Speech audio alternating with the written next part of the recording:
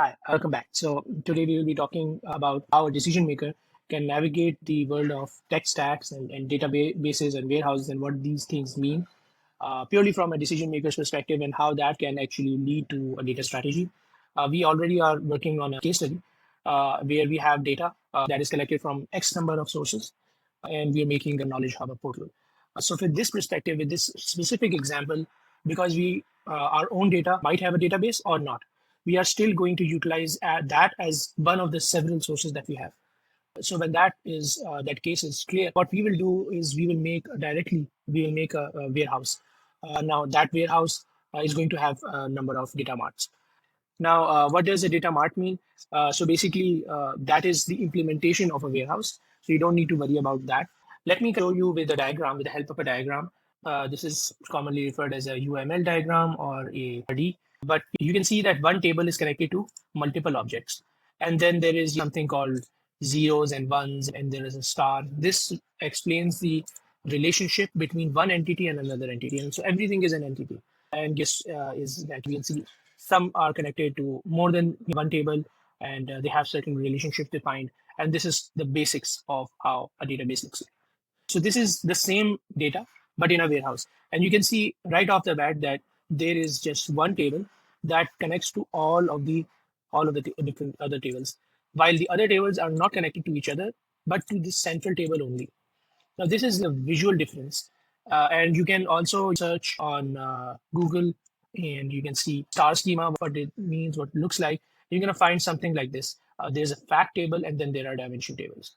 And then if you say database schema, then you can see something like this. All of these are interconnected with each other. These are connected. And then or maybe this is a better relationship diagram in which there's a whole mesh of relationships and everything. Now, from just observing this, another question comes into my mind.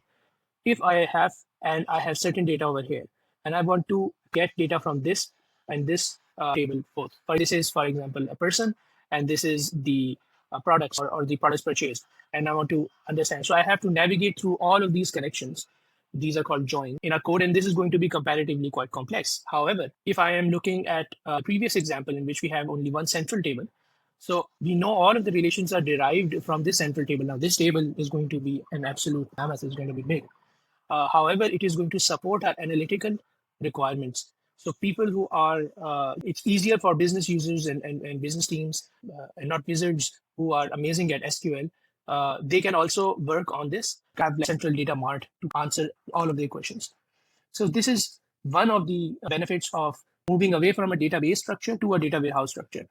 This is going to be cheaper as well as faster for analytics compared to a database. As a matter of fact, for database, if you directly build your analytics pipeline on a database, then it will be plagued by multiple sources of truth, maybe even, but it can also be plagued by redundancy as well as bottlenecks in terms of performance. So that is the difference between a database and a warehouse. And we might not need to make a very comprehensive warehouse, but we would still need to make the minimalist level of a warehouse, which is called a data mart. Now, having explained the difference of choice and the purpose of between these two, the others become easier.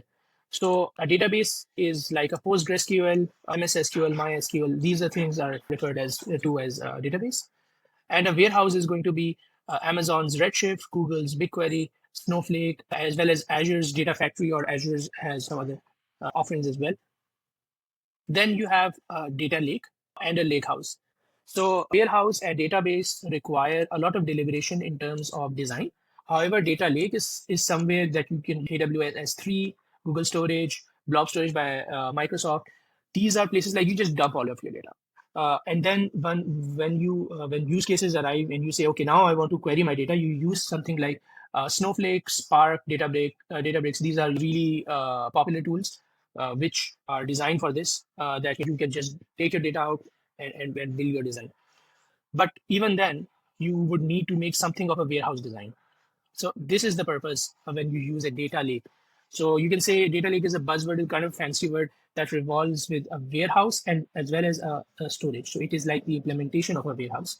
And this became more and more, you can say, obvious with time, that we were just talking about a special implementation of a warehouse.